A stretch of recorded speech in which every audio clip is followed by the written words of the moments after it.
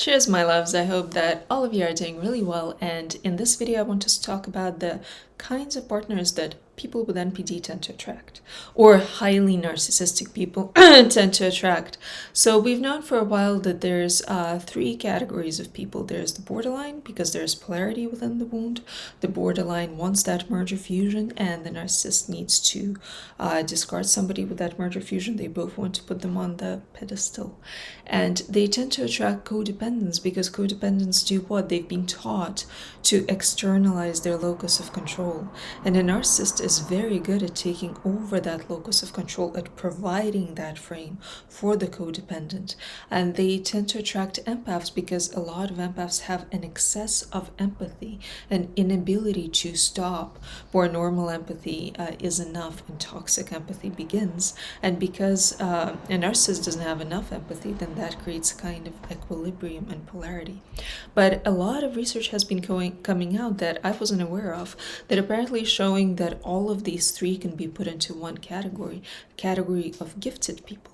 Apparently, gifted people tend to end up with NPDs, even though sometimes NPDs tend to be recognized as gifted themselves, which I find very interesting because I think it's a certain kind of gifted.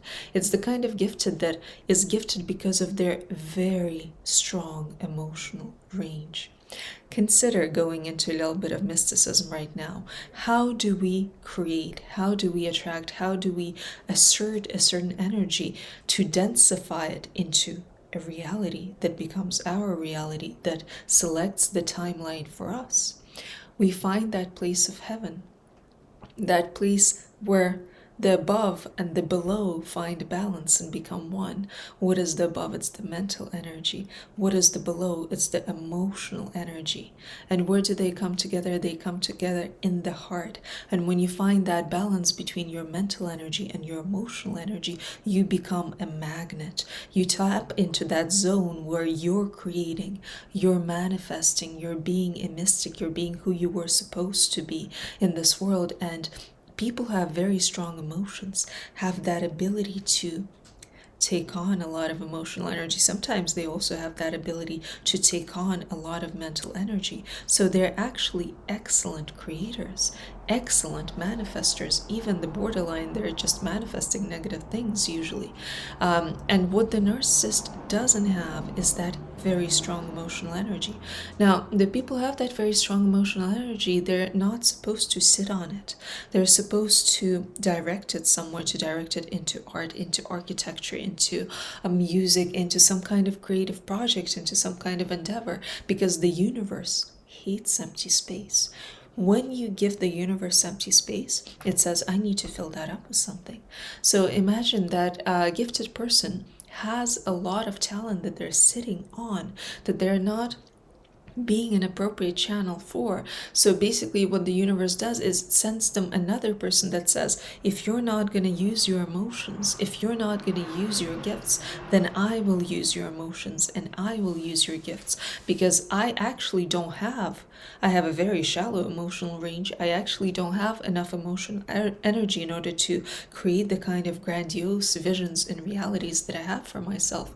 And what all of these people do is they externalize their locus of control. They give control of their emotions onto the narcissistic person. And if they're not subservient enough to do this voluntarily, then the narcissistic person uses sadistic tactics, uses manipulative uses fear in order to make the other person give them their attention, their focus, try to seek their validation, try to seek their approval, try to end the cycle of triangulation in which they find themselves, trying to overcome these fears, these insecurities, these self-doubts, this low self-esteem that has been induced in them, and they go to the narcissist for that, and then the narcissist takes on that energy. They're basically forcing the other person through their fear to manifest the kind of gaslit chamber, delusional vision, delusional narcissistic self-concept and reality that they have selected and chosen and hoped for themselves. And if the other person isn't using their creative power, then that's precisely what they're doing. They're giving away their gift.